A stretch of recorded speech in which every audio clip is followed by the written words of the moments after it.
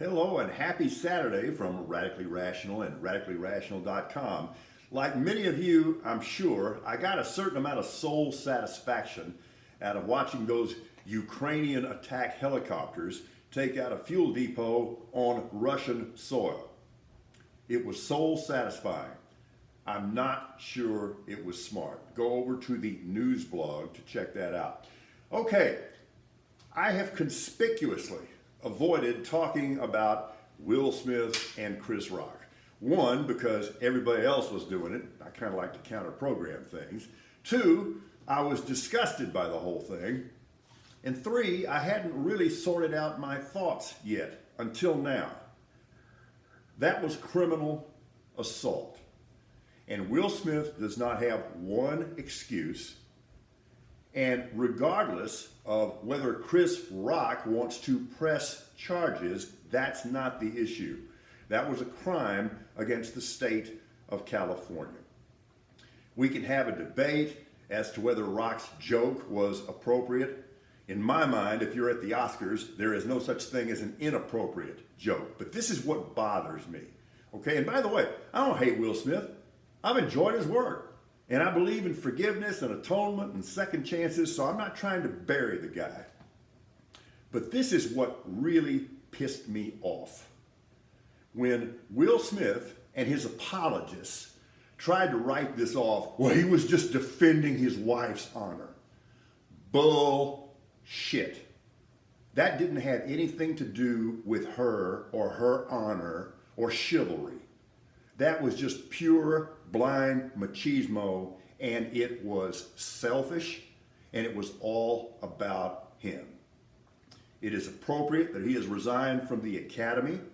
If there is additional disciplinary action, I'm for it. I am for forgiveness. I am for second chances, but I also believe in consequences. And then there's Herschel Walker.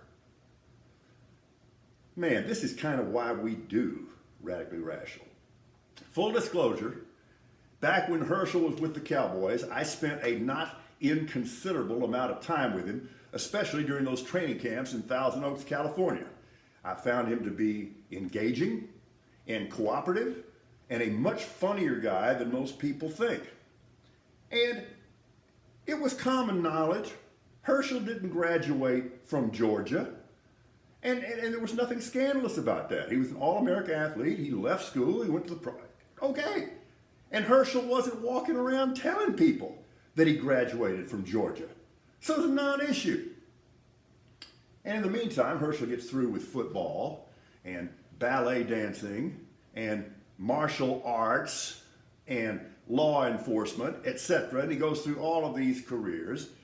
And as time goes on, Herschel starts telling people that not only did he graduate from Georgia, but that he graduated in the top 1% of his class. Kind of hard to do when you didn't graduate in the first place. He goes on to say that he was high school's valedictorian. Anyway. He's a pretty good student, but anyway. Now, is the point that you have to be all of these things in order to be taken seriously as a candidate for the United States Senate? No. And if you're not, that's okay. And you still have a right to run. The problem is when you're telling people that you did this.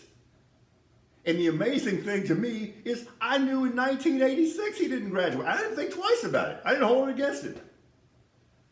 But that's not the really egregious thing.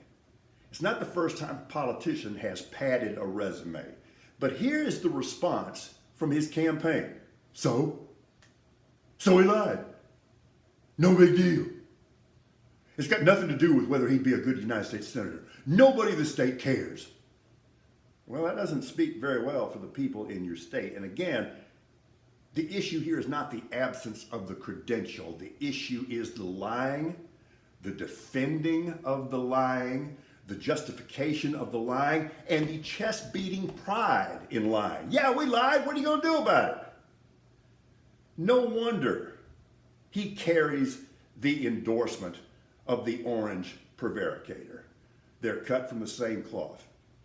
One more thing on the sports side. If you'll go over to the sports blog this morning, I've done some extensive research. and I have discovered who Julian Edelman's real father is. We are radically rational.